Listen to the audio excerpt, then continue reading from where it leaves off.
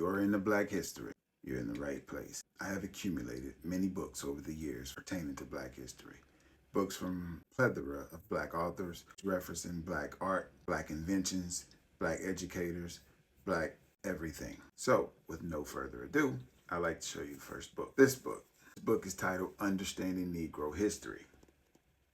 Now, this is not just a book. This book is more or less like a collection of essays or dissertations. It covers a great deal of Negro history. And one thing I do love about this book is because I am from Cincinnati. And so there is a chapter called The Negro in Cincinnati. And this chapter covers a great deal of history of how blacks lived in early Cincinnati. So when I shared the video the other day of the line between Kentucky and Ohio and reference the Ohio River being the line, and a lot of people did make reference to how Ohio still had black laws and slave codes and whatnot, which is all very much true.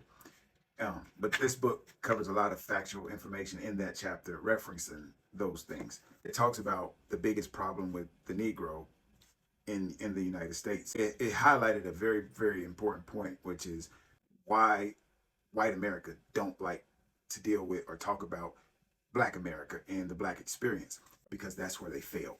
America is built on the concept of freedom, that everybody's free, everyone is equal, and that it appreciates diversity.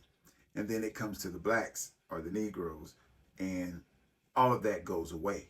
We know that, but America doesn't want to talk about that because the treatment of black people is America's biggest failure, and it will continue to always be America's biggest failure until there's a level of accountability and either restitution or reparations, not because it's a money issue, but because that's the only way to rectify the wrongs.